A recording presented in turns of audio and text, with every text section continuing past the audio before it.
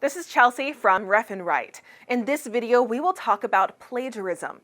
Plagiarism occurs when you use someone else's work without acknowledging the original author. Plagiarism is regarded as stealing and often leads to serious consequences and harsh punishment.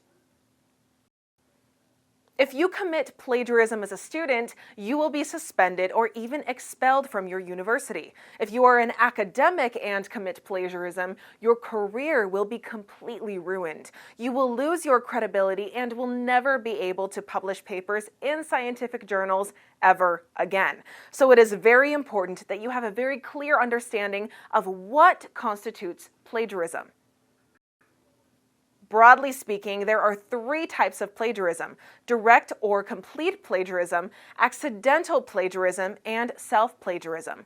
We will go through each of these in detail in the next part of the video. Direct plagiarism is commonly regarded as the most serious form of plagiarism. It occurs when you copy and paste someone else's work in its entirety and pass it off as your own.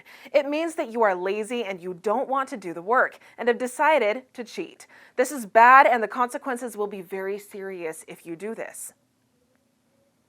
The second type of plagiarism is called accidental plagiarism. This type of plagiarism occurs when an author commits plagiarism unintentionally.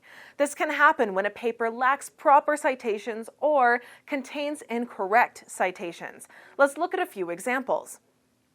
This piece of text is from a paper written by Smith et al.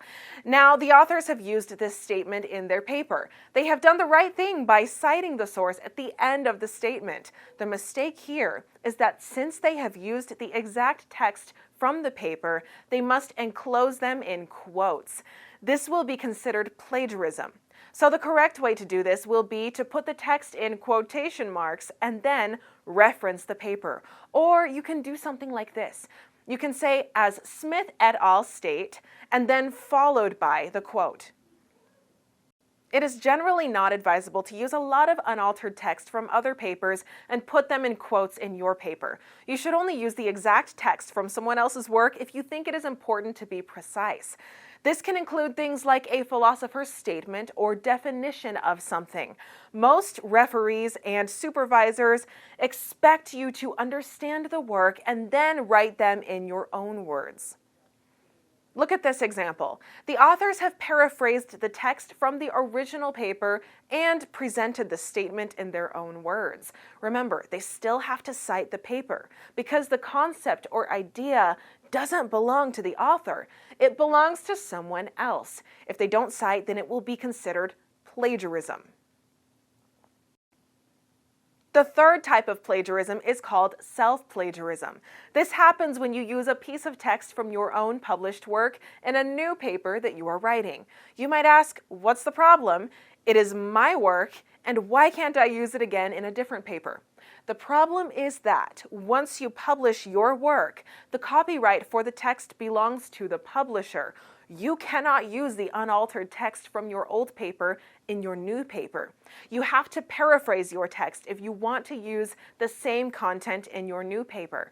This even applies to figures. If you want to reuse a figure from your old paper in your new paper exactly as it is, you have to get permission from the publisher of your old paper. If the publisher does not give you permission, then you should modify it. Another serious type of self-plagiarism is submitting exactly the same paper to multiple journals. You cannot do this. When you submit your paper, you will be signing an agreement that clearly states that the work in question has not been published before and is not under submission at any other journal. If you submit the manuscript to multiple journals, then it is a violation of the ethical standards of publishing. You must submit your paper to a journal first and wait for the outcome. If the paper gets rejected, then submit your paper to another journal. Keep repeating the process until you get your work published. If you are interested in watching the extended version of this training course and learn more about research and academic writing, please visit our Learning Academy. You can find the link in the description below. If you still haven't installed Write software, please do it. It comes with referencing tools, plagiarism checkers, paraphrasing tools, an academic phrase bank, and many other useful features to help you write your research papers and thesis. You can sign up for free using the link below in the description. Finally, please subscribe to our channel to get future updates. Bye for now.